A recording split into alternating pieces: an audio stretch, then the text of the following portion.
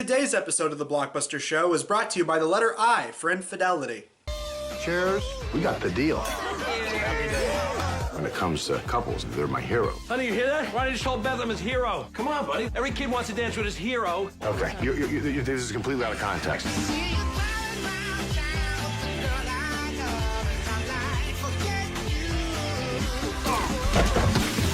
Those plants are poisonous! Awesome. Oh my God. You've got to tell him. It's guy code, man. Hey, Ronnie. Where are you? I'm doing all different kinds of things now with all the nice people. Why do you sound like you're on medication? You gotta go right up to him and you gotta say it to him. Nick, here's the truth. You're gonna be okay. I love you, my man. Come here. Why is that man hugging himself? Just keep walking. And so with that in mind, we're talking about the 2011 comedy drama from Ron Howard starring Vince Vaughn and Kevin James, The Dilemma.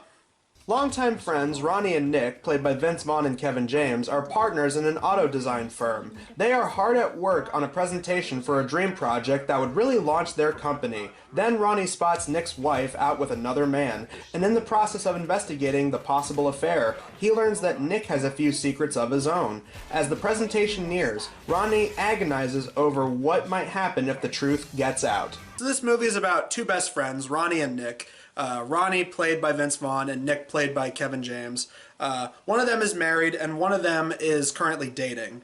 You have it that Kevin James is married to Winona Ryder and Vince Vaughn is dating Jennifer Connelly in the grand comedy tradition of guys who are so-so looking ending up with chicks that are like out of almost everyone's league. It's not exactly as bad as when you see it in like Will Ferrell or Adam Sandler comedies, but it borders on that. Ronnie and Nick, they've been friends since high school. They're the kind of guy friends who are so close, they actually hug each other in public no matter how many people look at them. And so one day, Vince Vaughn says that he wants to propose to Jennifer Connelly. And he's talking about this with Winona Ryder. And she says that that'd be a great idea because, you know, they're the kind of couples that, you know, they double date. They basically do everything together. One day, while Vince Vaughn is out trying to look for wedding rings, he ends up seeing Winona Ryder making out with Channing Tatum and discovers that, yes, Kevin James's wife is cheating on him with Channing Tatum. Don't get too excited. This is just a year before the 21 Jump Street movie. So yeah, this is Channing Tatum in his very, very rough stages of acting, especially comedy acting. And so the titular dilemma comes in when Vince Vaughn goes to Winona Ryder and says, hey, Kevin James is his best friend, that there's no way he can let this information slide. So he says that either he'll tell him or that she'll tell him. And that's a very lame ultimatum because the next time he sees her, she's still making out with Channing Tatum. And she then drops a bunch of information like, oh, that Kevin James has been sleeping around. And she also throws in like a blackmail situation where she says that if Vince Vaughn tries to tell Kevin James, then she'll tell him that her and Vince Vaughn once had sex in college 3 months before they started dating. Not even before they were married, before they started dating. And then I'm gonna say you made a pass at me. I made a pass at you. Yep.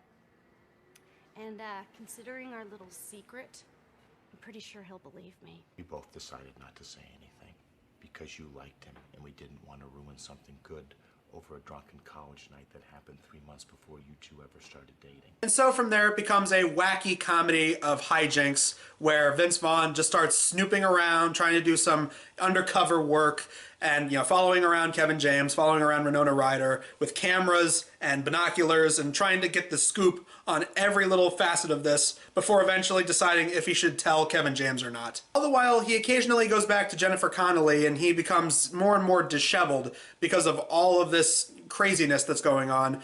And so what they do is these terrible comedy Family Guy style cutaway gags where he'll describe something to like explain why he was out because he can't tell her that he's snooping on his best friend or his wife. So what he does is he makes up all these lies, and what they do is these terrible cutaways where he'll be describing something and then he'll be doing it or reenacting what he's describing in fast motion or whatever. It's fucking awful. And all while that's going on, you have a bunch of different little B and C storylines going on in the background that come and go at random. Like, one of the stories is them, because they established at the beginning that Vince Vaughn and Kevin James are in the automotive industry, and they're trying to create an electric engine for hot rods. in which they do that thing that they do in movies, really bad comedies from like the late 2000s, early 2010s, where they'll have characters who are supposed to be professional business people, and yet they don't talk like business people whatsoever. And I'm just saying, what kind of professional business executive is trying to pitch an electric engine to a bunch of people in the automobile industry and starts off with electric cars are gay? Even in 2011, no business executives willingly talk like this in pitch meetings. Ladies and gentlemen, electric cars. They're totally gay. And they have Queen Latifah show up at the very beginning and at the very end. And at first I thought they were going to do that thing. They always did it with actresses like Wanda Sykes, where like, you know, they'll have a black woman character and literally all she does is just go, mm-hmm, girl, and all that kind of shit. They actually didn't do that. They did something 10 times more embarrassing. And they had it that she is like the kind of woman who is into cars and guy stuff. And she says that she has ladywood and a bunch of shit like that. I'm one of you. I'm a visionary, I'm a maverick, I'm a gunslinger, just like you. And this idea of yours, this vision, I'm inspired by what y'all throwing down. I got some serious ladywood here. I want to have sex with your words. I want to bang your brain. It's really bizarre because they have her at the beginning of the movie, and then the movie goes on, and then like she shows up like one more time at the very end, and it's like, oh shit, I totally forgot she was even in the movie. There's also a really pointless thing where Kevin James wants to hit a slap shot at a hockey game. Again, they set it up at the very beginning, and then it pays off at the very end, and at that point, you just wish the movie would end. Now, I would say this movie was a lot like Just Go With It, but here's the thing. It's actually from one of the same writers as Just Go With It. So, yeah, apparently this guy has a real niche for writing rom-coms and writing them like bad sitcoms. Because this movie has one of the worst movie cliches that I absolutely hate in shitty comedies like this, where instead of characters talking it out, everything results in miscommunication and people not just stopping to have a quick 5-second conversation, because that'll just end the movie right then and there. So you have to have characters keep lying, and then the lies stack on top of each other, and then when will the lie get revealed, and all that kind of shit. Also, with Vince Vaughn sneaking around, like he literally has like cameras and he's climbing up fire escapes and going into buildings following Winona Ryder and shit just to get a little bit of dirt. It's like, dude, just hire a private detective to do this kind of shit. Like, get Matt Dillon out of retirement and make this the unofficial sequel to Something About Mary. But no, I mean, there's a part where he's trying to spy on Winona Ryder when she's at Channing Tatum's house, and then he goes inside Channing Tatum's house and starts destroying some of his stuff, like a fish tank. And then eventually Channing Tatum runs out with a baseball bat and starts smashing up Vince Vaughn's car. And it's just like, all right, that wasn't that funny. But this movie has to get to a wrap-up point, so what they do is Kevin James makes an intervention for Vince Vaughn because he misconstrues him being all stressed out because of the titular dilemma. He thinks that he is going back to his old gambling addiction, again, something that they mentioned a few times at the beginning, just so that it could pay off here. And he thinks that he's relapsing, and he thinks that Channing Tatum is his bookie. So he throws a big intervention, and then eventually the truth comes out, and that's when he reveals that Winona Ryder was cheating on Kevin James, and that you know, him and her slept together, again, 3 months before they even started dating, which really shouldn't be that big of an issue, but whatever. Kevin James is angry because he's been lied to all this time. He walks out. Winona Ryder sheepishly leaves. Jennifer Connelly finally realizes, and you know, then they have a scene where they sit down and have a heart-to-heart, and that's when he pops the question, and surprisingly, she takes it, even though he's been lying to her the whole time for the last few weeks or so. Then we get the token sad montage where the two friends have a little breakup, and then eventually the big pitch meeting, and they have to present like a prototype for their electric engine happens, and they have to both get to the business meeting. They, you know, Kevin James gets a good punch in on Vince Vaughn. They make up. They're good friends again. He's finally married to Jennifer Connelly, and the movie just kind of ignores the fact that Kevin James actually was, you know, messing around on his wife. He was going to like the rug and tug and getting hand jobs from women doing bad stereotypical Asian accents. Mr. Mountain High. We make you so happy. When you leave here, You will smile like boy who just got off braces. Big and proud. I swear to God, the only thing that was missing was Me So Horny and Rub You Wrong Time. It was that close. I think that something like that would be addressed at some point in the movie, but no, I mean, they do that in one scene, and that's it. It's just completely ignored. I know what you're probably thinking. This is a Ron Howard movie, right? Well, does he manage to find a way to squeeze in cameos from his brother and his father? Well, you'd be right, because, yeah, Clint Howard shows up at an automobile convention at the beginning, and his dad is playing Jennifer Connelly's dad.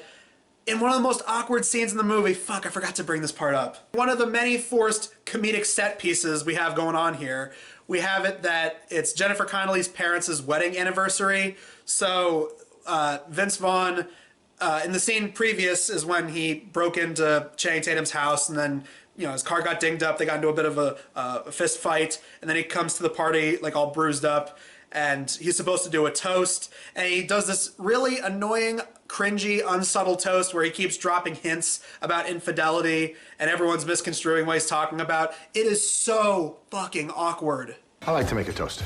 To Bert and Sue, 40 years. Wow. I would assume that the thing that would get you through those 40 years would be a little friend I like to call honesty. And love. That's a good one, but I think that comes too from honesty. And similar interests. Who are you? Cousin Betty. First? Second. Okay, the second cousin, just so you know, is not really even a relative, because someone could have sex with their second cousin, and the kid would most likely still be normal. And then it started making me think, like, man, this is like watching a bad episode of The Office. Like, you know how The Office kind of had similar humor where it's like, oh, you'll have characters in really, really awkward situations, and you'd see people's reactions, and that would be funny because it's like, oh, that's awkward. Except The Office, while having some bad episodes in there, was a generally good show. This movie is almost 2 hours of just nothing funny happening. I mean, it's saying something when pre-21 Jump Street Channing Tatum is one of the funnier characters in the movie, and he's not really given a whole lot of funny shit to do. In terms of like the performances and the characters, I'd say that, yeah, Winona Ryder was one of the better actors, and Jennifer Connelly was one of the better characters, just because, I mean, she's Jennifer Connelly, and she was a saint, throughout this whole movie, just basically being lied to her face by Vince Vaughn.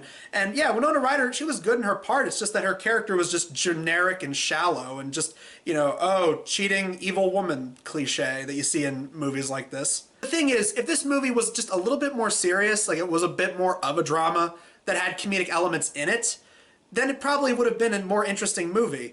But the way it is, it's just a typical, 40-something-year-old, Vince Vaughn and friends hanging out in Chicago, going to the bar and having conversations like a really lame-ass NBC sitcom.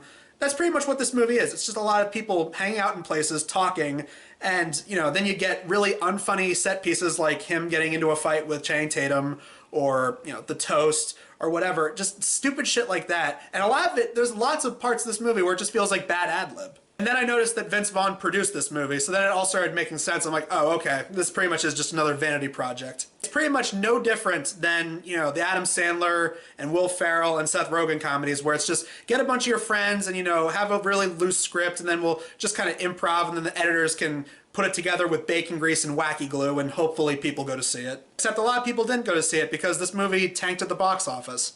And critics didn't really seem to care for it. Audiences really didn't know what to make of it. In a lot of ways, yeah, I would say this movie is pretty much in the same league. It's up there with Just Go With It. It's like watching an almost 2-hour sitcom. Not a lot of it's funny. It's riddled with cliches. It's filled with just a bunch of, wasted performances. And again, it makes perfect sense this movie was released in January. January, February, August. Those are usually the movie dumping ground season for really mediocre shit movies like this. The last thing I want to say is, Ron Howard has directed some really good movies over the years. Frost Nixon, Angels and Demons, Cinderella Man, Beautiful Mind. He can do comedy. He did Arrested Development, and, the first few seasons of that were good. But, this kind of style just does not fit Ron Howard whatsoever. I defended Ron Howard when I talked about The Grinch. I said that I liked that when we reviewed that for Blockbuster Show. But, it also made more sense when I realized that the last comedy that Ron Howard did before this was Ed TV, and from what I remember, that was pretty mediocre as it was. I just want to see what happened. He's checking out his own butt. Oh, wow. Well, that's embarrassing. This is just another example of okay, you have directors who are really good, but then they try to make lighthearted comedies, and they're usually really shit. I mean, Francis Ford Coppola, one of the greatest directors of all time, he made Jack. Oh, no way. Jeez, he looks like my dad. You know, and then you got someone like Rob Reiner, made some really good movies. He also made North. You realize North will never pull this off. He's not. He can do anything. His folks are gonna fight it. Of course they are. They're not going to take this lying down. And so that's kind of what this movie feels like. It's made by someone who is talented, but this movie is just not in their league whatsoever. So yeah, Dilemma. I don't really recommend it. I mean, even if it's on TV, there's so much better shit out there. I mean, this just kind of falls into the category of mediocre movies that Vince Vaughn has done. You know, it's up there with like Couples Retreat and The Internship. Just those are really generic fucking movies that he makes that just aren't that funny and go on way too long. Okay, I'm recording this separate because my camera died while I was initially recording this. So yeah, just as a very brief outro, the next episode of Blockbuster Show, we're going to be reviewing another pointless sequel to a movie that was pretty charming in its own right. And it's a movie I already reviewed. It was Big Fat Liar, because after George of the Jungle 2 and Daddy Day Camp and Troll 2 and so many other bad ones, Cop and a Half 2, like all these pointless sequels no one asked for, we're doing Bigger, Fatter Liar next time. So that's what to expect for the next Blockbuster review. Until then, guys, I'm Adam Sykes of the Blockbuster Show. We will see you guys in the next video. I'm gonna tell him that he's married to goddamn Helen Keller. Helen Keller? Yeah. The girl with all the personalities. Sybil. Yeah, Sybil.